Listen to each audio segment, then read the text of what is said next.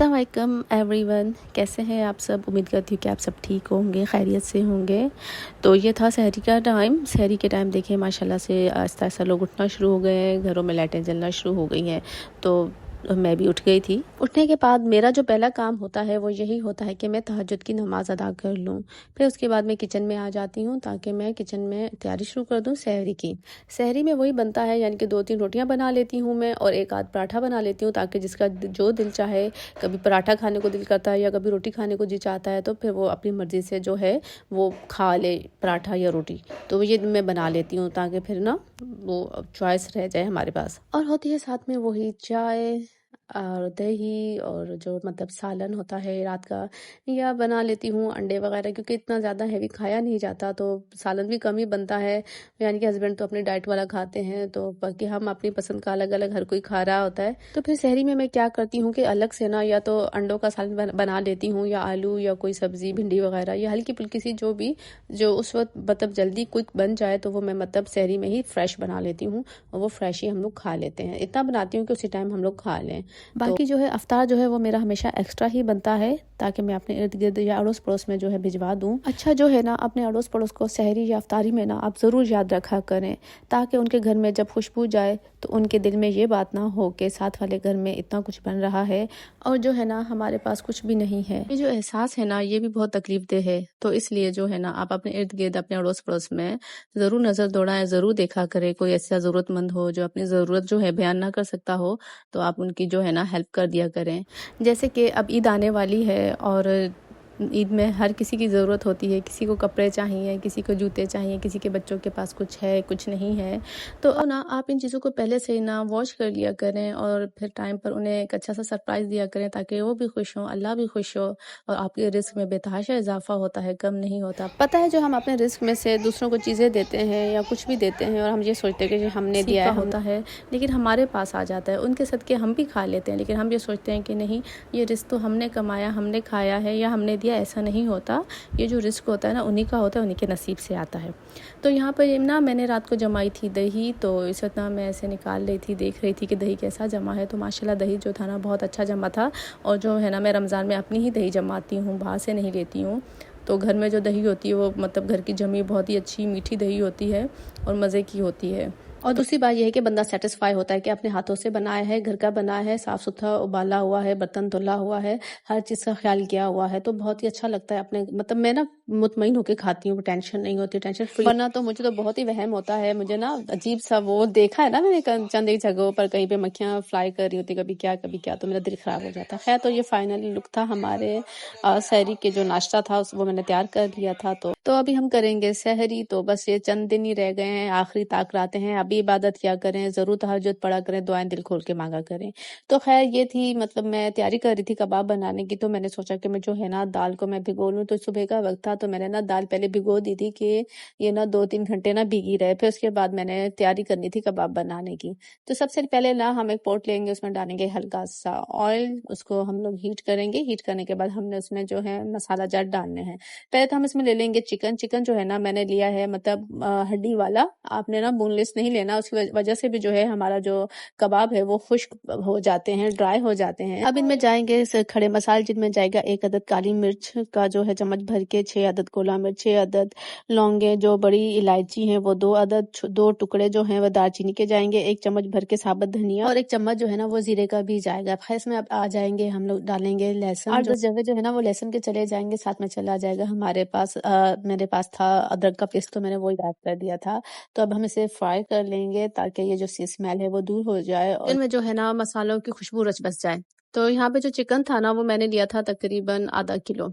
अब इसमें हम ऐड कर देंगे प्याज। प्याज जो है वो उसमें डालने के बाद फिर हम इसे थोड़ा सा फ्राई कर लेंगे, थोड़ा सा चम्मच चला लेंगे। इसके बाद फिर हम लोगों ने ऐड कर देनी है नेक्स्ट जो है, अब इसमें शामिल कर देंगे दाल, जो कि मैंने भिगो के धो के रखी हुई थी। तमाम मसाले मिक्स करने के बाद अब हम इसमें ऐड कर देंगे एक अदद आलू। आलू जो है हमने 2 टुकड़ों में काट लेना है और उसमें ऐड कर देना है। अब जो है हमें इन्हें अच्छे से मिक्स कर लेना है। मिक्स करने के बाद जी अब इसमें आ जाएंगे हमारे पाउडर मसाले, जिनमें हम शामिल कर देंगे नमक। नमक जो है मैं 1 से 1.5 चम्मच डाल रही हूँ। और आप जो है ना नमक अपने मतलब जायके के मुताबिक, कोई कम कोई ज़्यादा जिस तरह से लेता है वो अपने टेस्ट के मुताबिक ले ले। इसके बाद चली जाएगी इसमें हल्दी 1 टीस्पून, और चला जाएगा सुर्ख मिर्च का पाउडर, वो मैं तो 1 टीस्पून ले रही हूँ। आप जितना खाते हैं आप अपने हिसाब से ले लें। तो हम लोग थोड़ा कम ही लेते हैं क्योंकि हमने इसमें वैसे ही वो मिर्च मसाले डाले हुए हैं जिसमें काली मिर्च और गोला मिर्च गई हुई है, तो इसलिए ये थोड़ा सा वैसे ही स्पाइसी बन जाएगा। तो अगर आप में चाहते हैं तो थोड़ा और स्पाइसी रखना है तो आप इसमें मिर्च की तादाद जो है वो बढ़ा दें। अब जी इसमें आज हम शामिल कर देंगे पानी। पानी जो है मैंने तकरीबन 2 से 4 गिलास पानी डाल दिया था। तो अब जो है हम मसालों को मिक्स करके अब इसे हम कवर करके ढक देंगे पकने के लिए तकरीबन आधा घंटा, ताकि जो हमारा चिकन है और दाल है वो गल जाए और सॉफ्ट हो जाए। तो ये देखें आधे घंटे के बाद ये कुछ इस तरह से हो गया है। इसका थोड़ा सा पानी था, मैंने फ्लेम हाई करके जो पानी है वो मैंने ड्राई कर लिया था ताकि इसका जो एक्सेस वाटर है वो ख़त्म हो जाए। और फिर इसके बाद जी हमने इसे चूल्हे से उतार लेना है। जब ये ड्राई हो जाए तो इसे थोड़ी देर ठंडा होने के लिए रख देना है। अब देखिए ये ठंडा हो गया। अब इसमें से ना जो हमने हड्डियां हैं वो हमने अलग कर लेनी है। थोड़ा सा इसके यूं ही चम्मच चलाएंगे ना तो ये हड्डियां खुद ही ऊपर आने लग जाएंगी। तो हमें हड्डियां साफ करके अलहदा कर लेनी है ताकि जब हम इसे पीसे तो हमें ये हड्डियां ना डिस्टर्ब ना करें या हमारे कबाबों में जो हड्डियां हैं वो ना आए। अच्छा, आज जो है ना आपको पीछे से बैकग्राउंड से ना आवाज़ें आ रही होंगी किसी नन्ही मुन्नी बच्ची की। तो ये मेरी भांजी है, प्यारी सी क्यूट सी। तो ये रोज़ाना आ जाती है मेरे घर पे। तो पीछे से काफ़ी ना वो शोर शराबा कर रही होती है, बातें कर रही होती है। तो बहुत ही प्यार करती है मुझसे। तो बस वो ना भाग कर आ जाती है, करीब ही रहती है।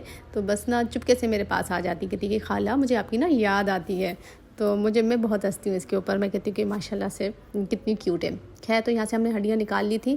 अब जो है ना हम इसको मसाले को जो है ना वो हावन दस्ते में पीस लेंगे। जो हावन दस्ते का होता है ना पीसा हुआ उसका कबाब मुझे तो बहुत अच्छे लगते हैं और टेस्ट भी अच्छा आता है और रशीदार भी बनते हैं। अगर आप चाहें तो आप ना चॉपर भी इस्तेमाल कर सकते हैं, लेकिन मैं जो हूँ हावन दस्ता ही यूज़ कर रही हूँ। अच्छा जी, अब जो है हम यहाँ से जो साबुत मसाले हम लोगों ने डाले थे, दालचीनी या हो गई हमारी 2 लौंगे जो थी वो हमने चुन के निकाल लेनी है। अब इसमें जी हम लोगों ने डाल देना है हरा धनिया और हरी मिर्चें कटी हुई बारीक। अब इसे हमने अच्छे से मिक्स कर लिया। अच्छा, इस पॉइंट पे ना हम इसमें ना अपने नमक मिर्च मसाले सब टेस्ट कर सकते हैं। अगर कुछ भी कम हो, अगर आपको मिर्च कम लगे या नमक कम लगे तो आप इसमें ऐड कर सकते हैं। अगर मिर्ची कम हो तो आप इसमें जो चिली फ्लेक्स है ना वो आप डाल लें, और नमक कम हो तो आप ऐड कर दें। और कुछ लोग तो इसमें चाट मसाला भी ऐड करते हैं। इस टोटली ऑप्शनल, लेकिन मैं जो हूँ मेरे सब मसाले जो थे वो सही थे, ठीक थे। मैंने रोज़ा रखा हुआ था, इसलिए मैं टेस्ट तो नहीं कर पा रही थी, लेकिन मैंने अंदाजे से सब कुछ डाला था तो मुझे श्योर था कि इंशाल्लाह सही ही होगा। जब फिर अफ्तारी के बाद मैंने इसको टेस्ट किया तो ये वाकई बिल्कुल परफेक्ट बने थे। तो माशाल्लाह से बहुत ही मज़े के और बहुत ही जूसी जो थे ये कबाब बन के रेडी हुए थे। तो ये कबाब जो है ना ये बना के अगर आप फ्रीज़र में रख दें तो आपको ये फ़ायदा होगा कि कभी इस सहरी में जो है आपकी आंख नहीं खुलती, तो आप या लेट खुलती है आंख, तो ये कि जल्दी जल्दी में ना आप ये कबाब जो है उसी वक्त फ्राई कर लें, और कुछ भी ब्रेड हो कुछ भी हो इंस्टेंट आपने उसे यूज़ कर सकते हैं, बना के खा सकते हैं, कोई टेंशन नहीं होती है उस वक्त। सहरी में तो हमारे यहाँ अक्सर ये बनते हैं क्योंकि मैं सफ़ेद चावल बना लेती हूँ तड़के वाले, तो उनके साथ जो है ना कबाब बेहद मज़े के लगते हैं, तो ये खा लेते हैं हम लोग। तो यहाँ पर ये देखें जी सारे कबाब बन के रेडी हो गए थे। अब जो है मैं ना एक कबाब जो है वो फ्राई करके दिखा देती हूँ आपको, क्योंकि एक कबाब इसलिए फ्राई कर रही थी कि हम सबका रोज़ा था, तो मैंने सोचा कि आप लोगों को दिखाने के लिए कि ये किस तरह से बना है, तो इसलिए मैंने एक कबाब जो था फ्राई होने के लिए रख दिया था ताकि ये मैं आपको तोड़ के दिखा सकूं कि अंदर से किस तरह से। बाकी के जो कबाब थे वो मैंने फ्रीज़र में रख दिए थे ताकि बाद में मैंने जिप लॉक बैग में डाल दूँ। ये देखें जी ये मेरे कबाब किस तरह से जूसी और मज़ेदार तरह के बन के रेडी हुए हैं। ये देखें, बाकी के जो थे मैंने इन्हें जिप लॉक बैग में डाल दिया था। यहाँ पर जो है ना मैं जमा रही थी सहरी के लिए दही जमाने के लिए मैंने ये ले लिया था पॉट जो है मिट्टी का, इसमें मैंने 2 चम्मच जो है वो दही डाल दिए थे और उन्हें अच्छे से मिक्स कर दिया था। दूसरी साइड पे जो है मैंने दूध रख दिया था ताकि वो जो दूध है वो गर्म हो जाए। तो फिर जब ये थोड़ा सा ठंडा हो गया, उंगली डिप की मैंने 2-3 मिनट, तो फिर इसका मतलब था कि दही जमाने जैसा हो गया है, तो मैंने इसको दही के अंदर ऐड कर दिया था। अब इसे मैं कवर कर दूंगी अच्छे से रैपिंग शीट से। फिर इसके बाद जी मैं इसे कवर कर लूँगी चारों तरफ से एक गर्म कपड़े से ताकि ये ना अच्छे से गर्म रहे।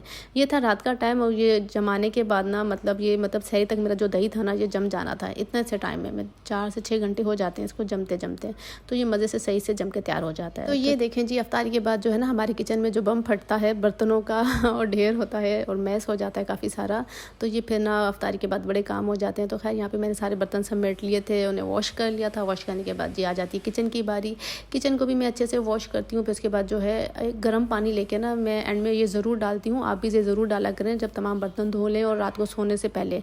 ये मेरा ज़रूर एक काम होता है, वरना तो इससे जो है ना ड्रेनेज जो होती है वो ब्लॉक हो जाती है, क्योंकि इसमें मुसलसल ऑयल वगैरह जाते रहते हैं, तो इससे ना ये बड़ा मसला हो जाता है। तो इससे बचने के लिए आप यही बेहतरीन हल है कि आप ना गर्म पानी लेके उसको ना इसके अंदर डाल दिया करें रात के टाइम। अच्छा, मैं कभी ना इसमें सोडा भी इस्तेमाल कर लेती हूँ पानी में, जैसे कि सोडा डाल दें आप, मीठा सोडा, या साथ में अगर आपके पास लेमन है तो वो भी आप उसमें डाल दें, और वो डाल के आप ना इसमें सिंक में उसको अच्छे से पानी को बहा दिया करें। इससे ये होगा कि जो कीड़े मकोड़े हैं और ये जो कॉकरोचेस हो जाते हैं वो भी नहीं होते, और किचन जो है वो साफ़ रहता है, खुशबूदार रहता है, और मैकी मैकी सी खुशबू सी आती रहती है। तो ये छोटे छोटे हैक्स जो हैं हमें इस्तेमाल करते रहने चाहिए, ताकि हमारा जो किचन है ना वो महकता रहे और अच्छा लगे, क्योंकि ये जो हमारा स्टेशन है ये हमारी सेहत का होता है स्टेशन। यहाँ से हमारी हेल्थ जो होती है ना वो से डायरेक्ट जो है अफेक्ट होती है। अगर आपका किचन साफ़ है, नीट एंड क्लीन है, तो आपकी सेहत भी इतनी ही अच्छी होगी। अगर आपका किचन गंदा है तो आपकी सेहत भी अफेक्टेड होती है।